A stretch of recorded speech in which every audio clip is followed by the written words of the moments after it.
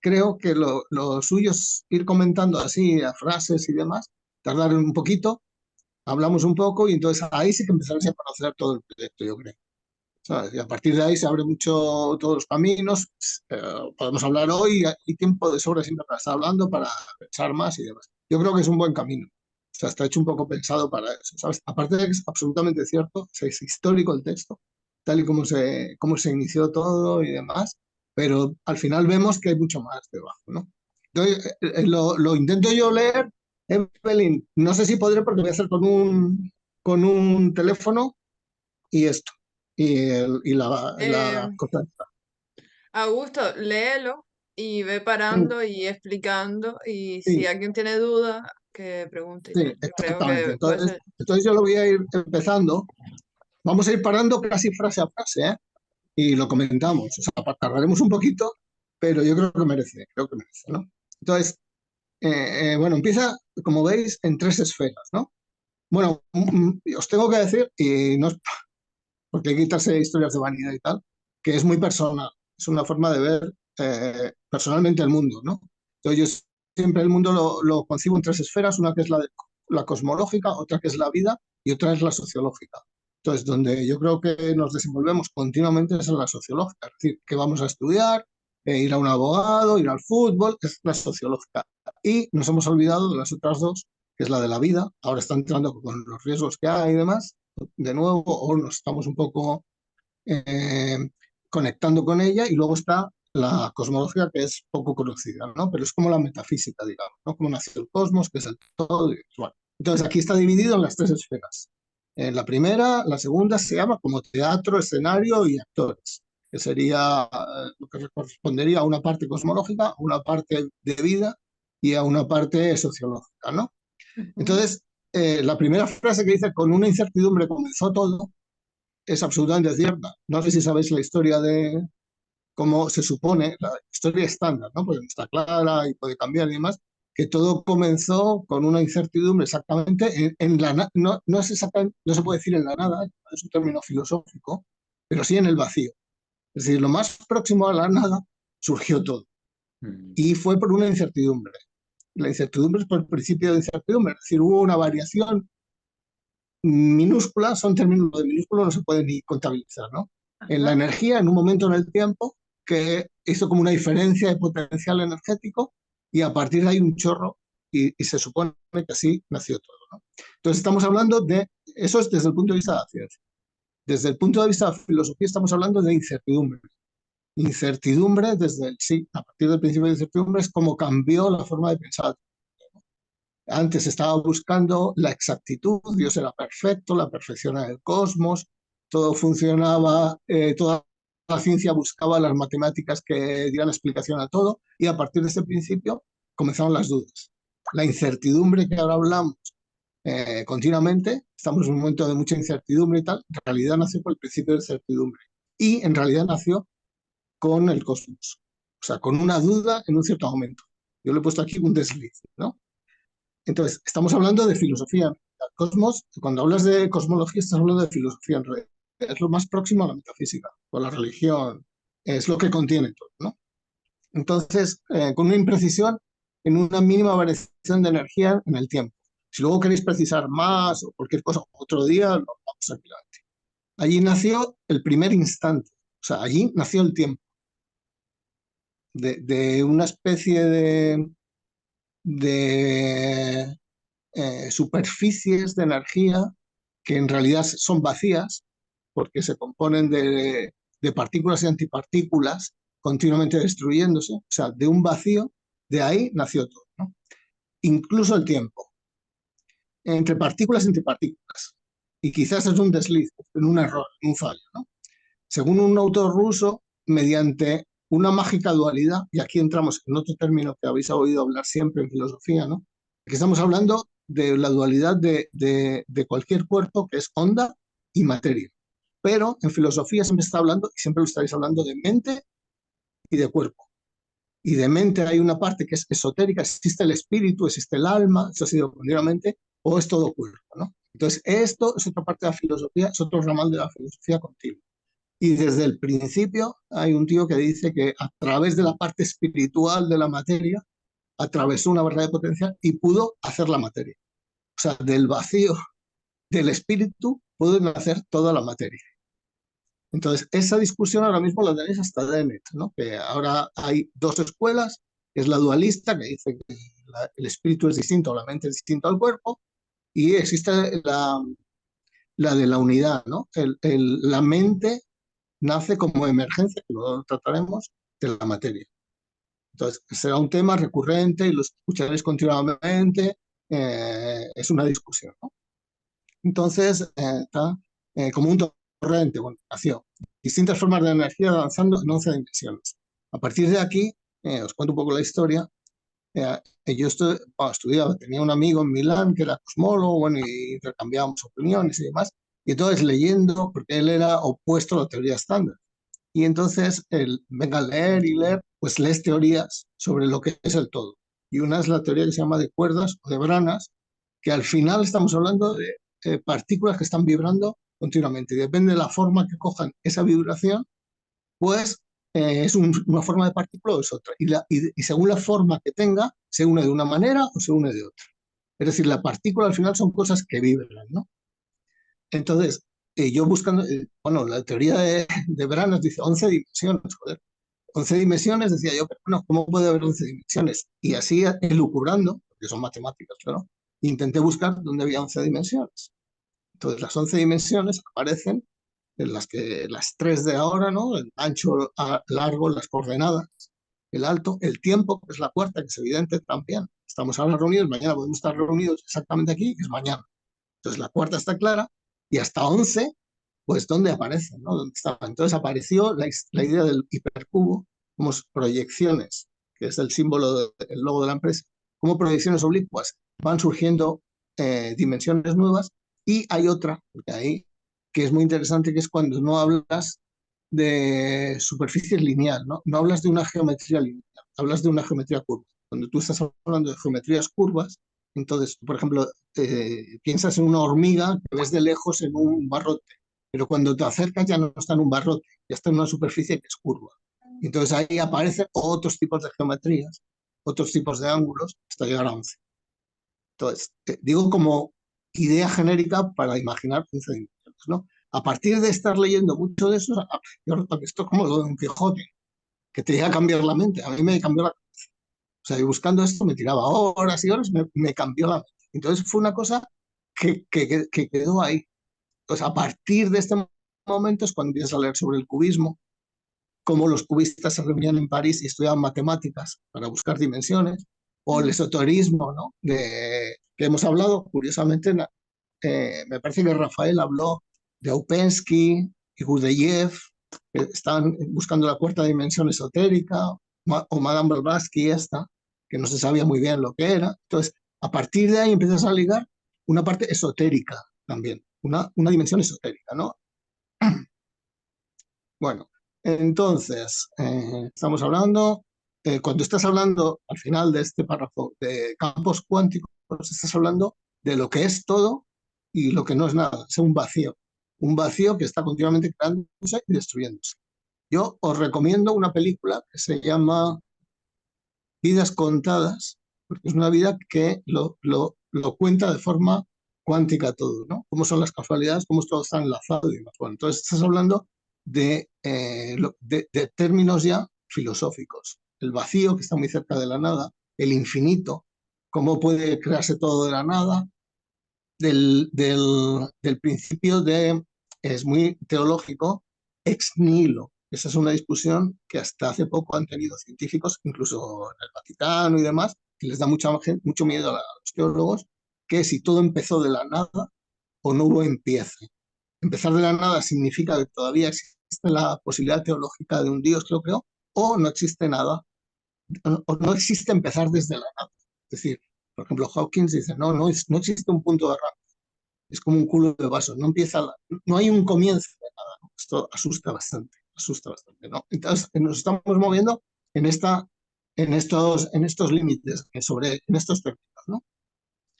Entonces, a partir de aquí yo hago una pregunta, ¿hay algo más bello cuando tú lees cosmogonías, no sé, el budismo, todo eso, son historietas, casi todos en un mar de la nada, o mucha de Latinoamérica, Dios creó y dejó a los animales fuera porque eran animales. Siempre son historietas así, ¿no? O el budismo son partes de un Buda que se van sumando, una pelota, no sé qué historietas. Pero claro, no hay una cosa más increíble que es que todo salga del vacío. No hay una cosmogonía más increíble. O sea, esa es una de las dudas que os digo personal, claro, te dicen, por ejemplo, joder, cuando te cuentan una historia de una creación, o sea, más o menos cualquier, dices, esto es increíble, esto es imposible de creer, historietas de este tipo. Pero claro, cuando ves la cosmología es más imposible casi de creer. Es decir, te dicen, no, no, no es que sea de un mar de caos, no, no, es que es del vacío, que mucha gente confunde. Es verdaderamente fantástico, ¿no? Y entonces hay otra cuestión que es una curiosidad y la forma que os he explicado, cómo imaginar 11 dimensiones, que ahí es donde empezó el ratio de carrera, ¿no? Hay un segundo escenario que es el de la vida, ¿no? Entonces, empieza con Kaufman. Kaufman dice, tú mezclas muchas cosas en un bote, muchos elementos químicos, no sé qué, necesariamente se van a mezclar y se van a mezclar casi siempre en un orden. Hay una cosa que es redes booleanas que muy interesantes, porque las redes siempre al final hacen circuitos cerrados y siempre hacen el mismo circuito y coinciden, por ejemplo, con los circuitos moleculares de la vida. Entonces, aquí empieza otra faceta de ratio teórica y otra faceta filosófica, que son las emergencias. Siempre cuando tú hagas complejidad en una cosa, cuando hay suficiente complejidad, te emergen cosas nuevas. Y cosas nuevas sociales también. Por ejemplo, un Estado es una emergencia de un tipo de sociedad. Siempre que tú mezclas lo suficiente, siempre aparecerán cosas nuevas, ¿no? Es una teoría de complejidad. Estamos hablando ya de Morin, por ejemplo, o de Prigogine, ¿no? El siguiente párrafo es muy interesante, yo creo, para todo el mundo, porque si os pregunta, por ejemplo, si os preguntáis a vosotros mismos qué es la vida, pues poca gente lo puede decir. Lo máximo, porque yo llegaba de pequeño, me decían, la vida de los animales es que naces, creces, te reproduces y mueres, y se acaba. Y francamente, es sorprendente que estemos en un sistema y que no sepamos ni lo que somos. Entonces, este párrafo lo que te explica, bueno, es un sistema que coge energía de fuera y se está ordenando continuamente. Hay cosas muy bellas, por ejemplo, en los ríos, si os fijáis, estáis mirando y a veces se forman ondas especiales o dibujos en el río. Estos son sistemas disipativos, sistemas de red, igual que comenzó la vida. Entonces, y se trata solo de orden. Las moléculas se colocan de determinada forma, se ordenan y aparecen los dibujos. Pues este tipo de coger energía del exterior para ordenarse, para desplazarse del equilibrio, el equilibrio sería la muerte, la frialdad, el equilibrio termodinámico, coger la temperatura, es lo que da origen a este tipo de sistema, lo que es verdaderamente la vida. No creo que lo conozca o lo conocerá muy poca gente. Es decir, es un equilibrio que está fuera de equilibrio y mientras hay energía de fuera, al final es el sol, supervive. Y el único sentido que tiene, todas las demás son historietas, es supervivir, perdurar. Es lo único que tiene como sentido. Es decir, no se puede buscar otro tipo de sentidos, entramos ya en trascendencias y demás, ¿no? Luego hay bueno, os pongo que todo lo que o sea, se manifiesta este sistema en patrones. Es decir, pues Adriel es un patrón, Dan es otro patrón, un animal que ha llegado es otro patrón, y es lo mismo, exactamente lo mismo. No es un árbol, es otro patrón, son formas del mismo sistema. Es un sistema de energía, no hay otra cosa detrás, ¿no? Hay un salto mayor que es el de Maturana, que está empezando a hablar de información, es el intercambio de información. Ahora los genetistas y los biólogos hablan de información, es decir, al final todo se resume en información. El ADN es información, el intercambio molecular es información, el de la célula con el exterior es información, hay una membrana en medio que es información, hasta llegar a la información de los periódicos. Todo se resume en formas de información. Y creo que estas son las teorías más modernas que hay hoy por hoy, ¿no? De cómo explicar lo que es todo. Bueno, y llegamos a la tercera esfera, que, que trata, bueno, y aquí nos encontramos ciegos, soberbios, no tan sabios, los creados a imagen de Dios, los sapiens, con un sello de origen que es el de perdurar. O sea, siempre estamos hablando de la teología, buscar siempre la trascendencia. Yo siempre en los talleres, si os fijáis, siempre pregunto, bueno, ¿y esto para qué lo hacemos? O el taller para qué sirve este tipo de expresión, o el arte para qué sirve. Mi impresión de fondo es que es siempre perdurar. Y siempre, que luego lo digamos al final, es mostrar algo para que quede. Siempre es dejar información de alguna forma. Es una necesidad, ¿no? Eh, Dejar información, incluso el tiempo nos da igual, es decir, hay gente que pinta y le dejan los cuadros y basta, ahí queda para siempre, ¿no? De alguna forma queda la información, queda. Entonces hablamos de geometrías, que ya hemos dicho, un cubo como, que os he puesto como según vais proyectando va apareciendo más dimensiones y cómo se va haciendo la complejidad debajo. O sea, hay un dibujo que tenéis por ahí. Eh, Cada vez se genera una nueva dimensión y ahí es donde nace la idea del ratio deca, que son 10 dimensiones. Las escrituras de ratio deca casualmente también fueron 10 posibilidades de negocio, se dicen, ¿no? Entonces, siempre estás pensando, yo siempre estaba pensando en formas de vibrar y leyendo, por ejemplo, sobre infinito o finito, que es la cinta de Mobius, que es muy interesante si lo tocáis, que es una cinta, ¿no?, que siempre es la misma superficie. Por ejemplo, el cosmos se supone que puede ser algo así, por eso no tiene infinito final, ¿no? O las teorías de Blavatsky, que, bueno, que lo que estaba buscando fue el inicio de la masonería, que muchas veces también la hemos tocado indirectamente en muchos talleres, si os acordáis. Se está hablando de formas de conocimiento elevadas, de trascender por el conocimiento y demás.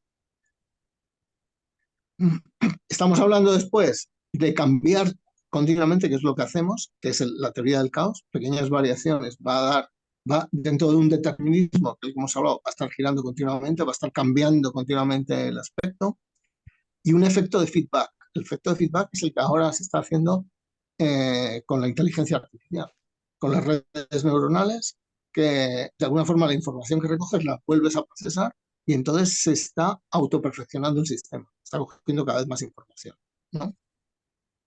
Entonces, bueno, cada nueva dimensión requiere de un intercambio de información, requiere por tanto de otros, del intercambio de otros, ¿no? Aquí entramos en otra parte de la filosofía que es, os pongo ahí Buber, Rosenberg, que entra dentro de la ética del otro, la alteridad, sociología y teología, ¿no? Os hablo también de Margulis, Stenges o Mosterin, que es ya una parte ligada con la vida, que la cooperación, la competencia, el animalismo. Mosterin es uno de los grandes filósofos de aquí, ¿no?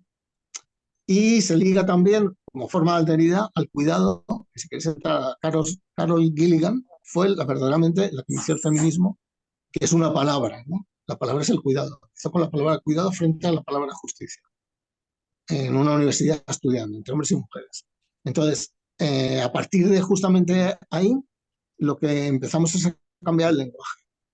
Por ejemplo, Evelyn y yo hablamos muy poco de libertad, fraternidad, igualdad. Siempre hablamos de el cuidado, el respeto, el otro, el cuidar al otro. Y se llega a cambiar el lenguaje. Y este cambio de valores, que supongo que es una de las cosas que van a emerger de la empresa, este cambio de valores significa que lo puedes practicar en el momento. Es decir, el respeto es en cada instante, el cuidado es para todo. La alteridad siempre que te responde es pensar cómo está pensando el otro y siempre universalizado, ¿no? Para eso ustedes sabéis que la parte de animales y de plantas y demás, como cuidado siempre universalizado o respeto universalizado o pensar un animal como el otro que está, como otra cosa que vive, que siente y qué es lo que estará pensando, ¿no?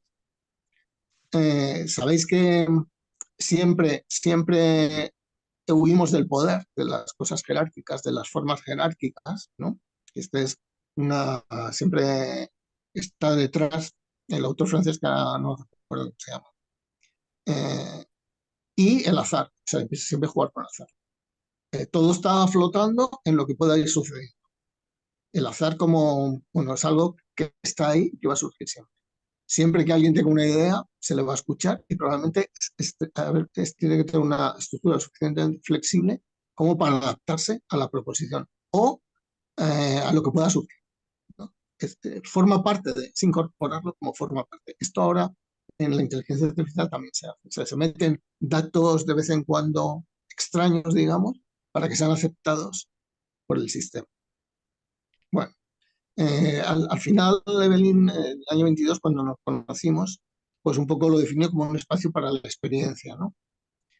Y lo que no queremos es que sea una escuela.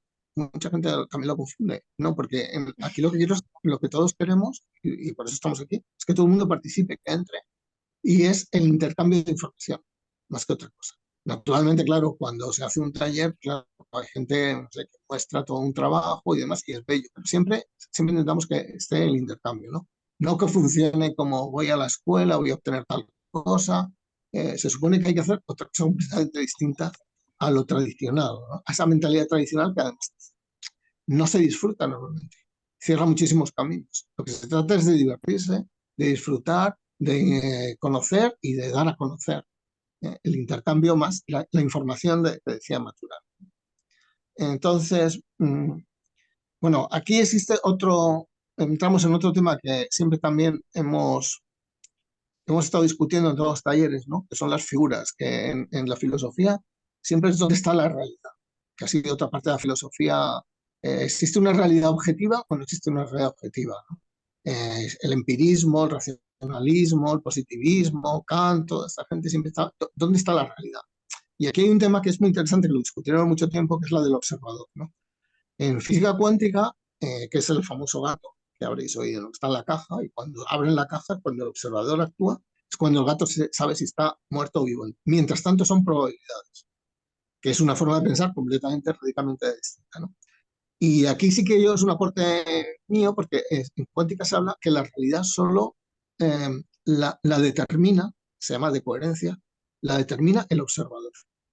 Y yo creo que hay otra postura que es la del segundo observador.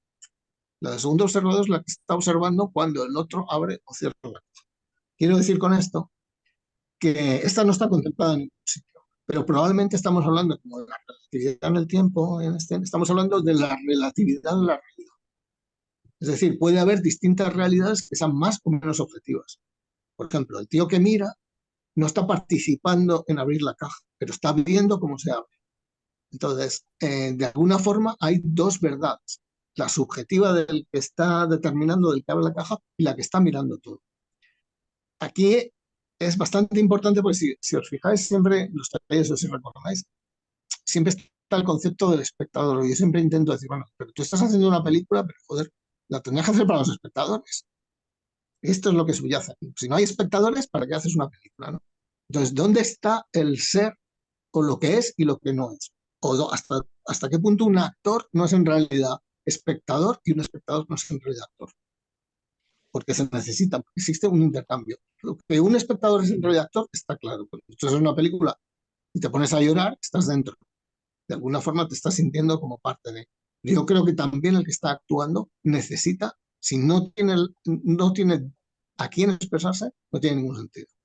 Entonces, Eh, esta idea del primer observador y del segundo observador es el que de alguna forma puede que haya dos formas de realidad, una subjetiva y otra objetiva. Y esto es bastante importante porque ¿dónde está la verdad?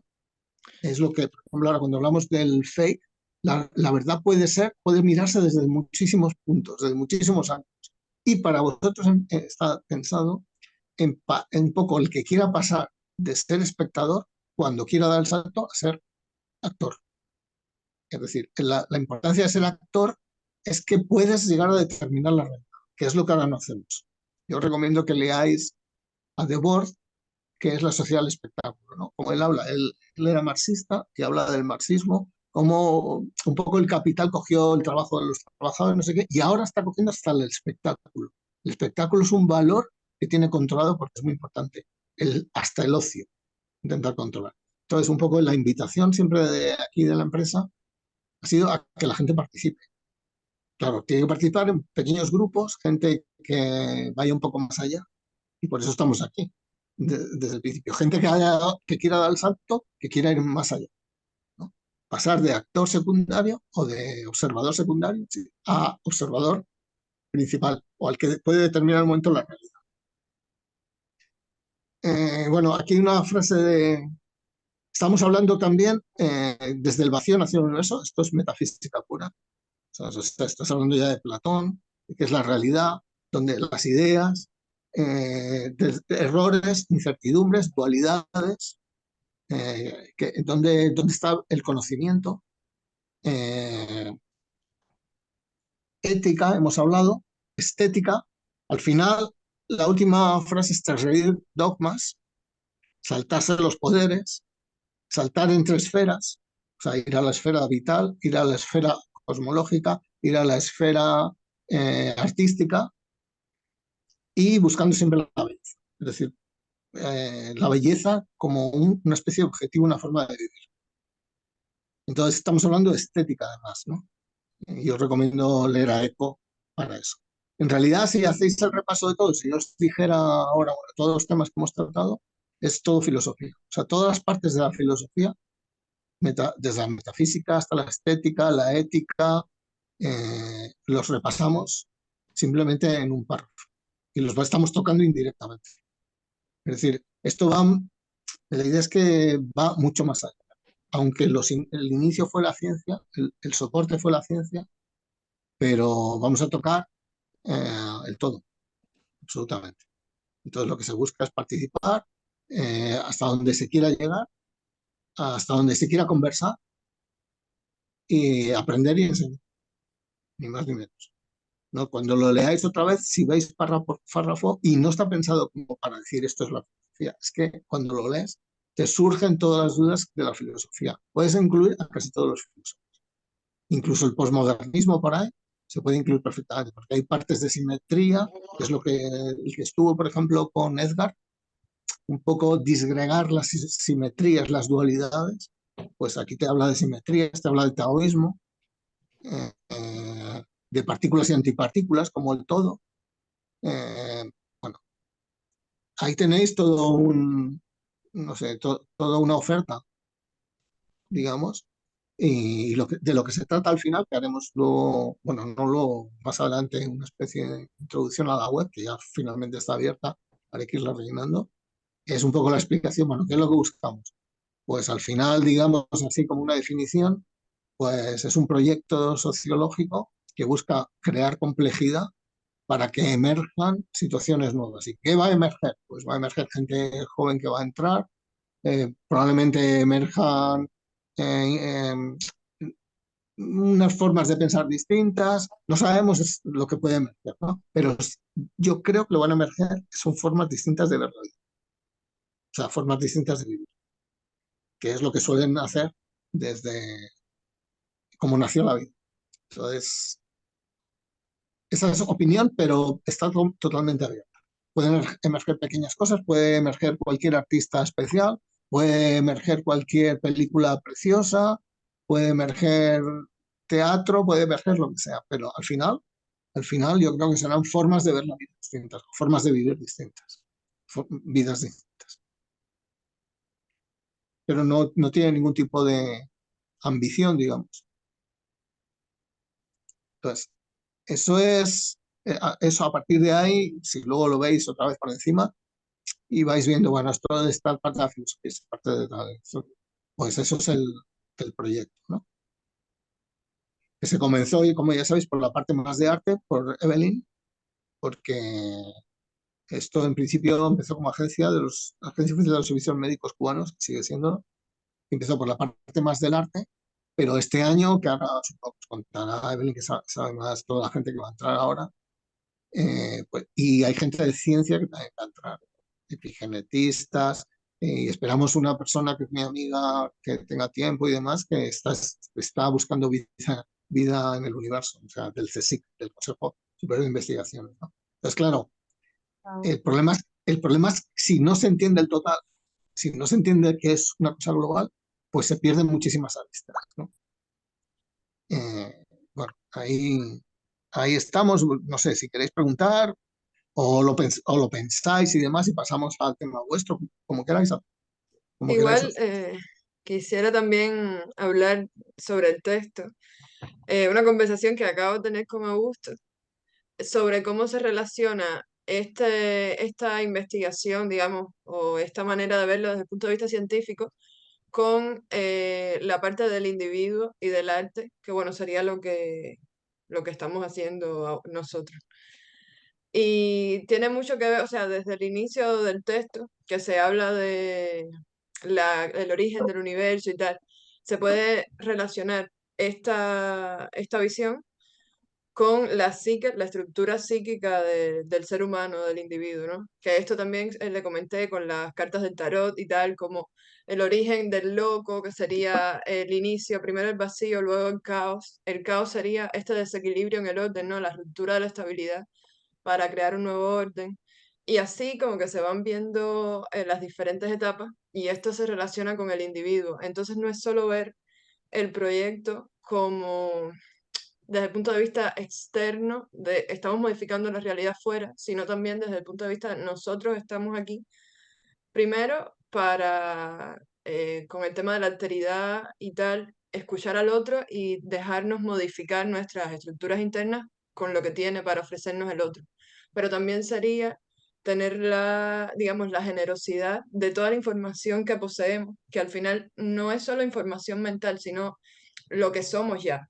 Toda la información que tenemos dentro por quienes somos y por incluso nuestra estructura genética y tal, tener esta capacidad y esta responsabilidad de todo eso que somos, intentar ofrecerlo lo más claro posible, lo más responsable posible, que al final es asumir el poder que tenemos como individuos, ¿no? Si los seres humanos tenemos este psiquismo, somos los, digamos, tenemos esta conciencia, cómo poder asumir todo esto y ofrecerlo al mundo. Es dejar información, que es dejar lo que somos lo máximo posible, ¿no? Al final el objetivo, digamos, de la vida a nivel biológico es esta trascendencia y esa trascendencia es ser lo que somos y ofrecer lo que somos al mundo. Y a partir de ahí se creará y se generará la vida. Entonces, por eso la importancia de crear, ¿no? Y de crear obras lo más auténticas posible, lo más abiertas posible y sobre todo pensar en que hay mucho condicionamiento social que nos limita y nos dice que el arte que tenemos que hacer tiene que ser de una manera específica porque el sistema opera con esos códigos. Entonces ahí nos está restando el valor que tenemos cada uno como individuo y estar siempre muy alertas con eso, ¿no? Ese tipo de anarquía poética. Y bueno, eso me parece importante con respecto al arte, que es lo que estamos Y a mí haciendo nosotros. me vino a la cabeza, como viene a las 2 horas, Foucault. Estamos hablando del poder y Foucault, el Mm, autor francés. Siempre. sí. Bueno, Sí, si tienen algo que decir. no, me quedé pensando lo del condicionamiento social, creo que también pensaba en eso cuando hablaba Augusto. Em, a mí me suena, ¿no? Como que uno, lo veo así, ¿no? Como que uno nace, le dicen, bueno, ¿quién es uno? Uno obedece como eso, sigue un personaje y empieza como a salir y empieza como a empezar esos glitch, ¿no? Como de errores, en el que uno empieza como a descondicionarse, ponele, en el mejor de los casos. Eh, y respecto a lo que decías del arte, para mí es como que a la vez siempre estoy buscando y preguntándome, bueno, siempre, pero cuando logro entrar en ese estado por ahí más sincero, Mm, con uno mismo, es como que siempre está a la vez una conversación en la que vos estás viendo de lo que te estás despegando y yendo hacia donde querés ir. Entonces, nada, creo que para mí una parte de la intriga hoy es esa, ¿no? Como decir, sí, hay condicionamientos, pero a la vez esos condicionamientos son los que nos están provocando y decir, bueno, quiero moverme, quiero cambiar, quiero claro, transformar eso. Eh, entonces, bueno, a mí me parece que siempre estamos como tratando de rescatar a la vez esos códigos y de hackearlos, ¿no? Como de cambiarlos. Este, pero bueno, no es nada evidente cuando uno está como confrontado por ahí a lenguajes que uno no comprende y nomás termino diciendo que me encanta que entren personas de la ciencia, de la genética, sí, porque no sé, como que sí, en algunos momentos me ha pasado de decir, tener esa cosa dual entre, no sé si quiero dedicarme al arte, no sé si quiero dedicarme a la ciencia, los dos me parecen increíbles porque estás en contacto con lo desconocido, Y bueno, casualmente este año el proyecto que les propongo tiene que ver bueno, con genética y ciencia y estoy bloqueándome mucho porque no conozco el tema como para hacerlo parte de la historia. Entonces, nada, qué Está bien alegría. el tema que sacas tú, Adriel, porque es un tema de fondo, por lo menos mío personal, con mucha gente, digamos que fuera de Ratio Deka, ¿no? Que hay grupos por ahí de gente, hasta tuve que intervenir a hacer un partido político para enterarme cómo son bueno, unas cosas un poco diferentes. Entonces, el tema de fondo suele ser la relación entre el individuo y el grupo. Es un tema clave. Está Levinas, el filósofo judío, que es muy interesante en esto, cómo pone barreras. O sea, en- tiene que haber diferencias entre el individuo y el grupo. Es lo que Evelyn ha dicho antes, es el poder autopoyético, el poder que tiene que tener el individuo para ceder su poder a otros. Y ese es un choque continuamente en todo lo que es sociología y lo que es la política. Entonces, eso es un tema clave. Además, Evelyn ha conocido que estuvimos también en el País Vasco con un individuo con una persona que es bueno, es amigo y es anarquista y demás, y ahí es un roce continuo, ¿no? Entre lo que es el grupo y lo que es el individuo y dónde está la libertad con Miquel. Así que es un tema clave lo que estáis hablando.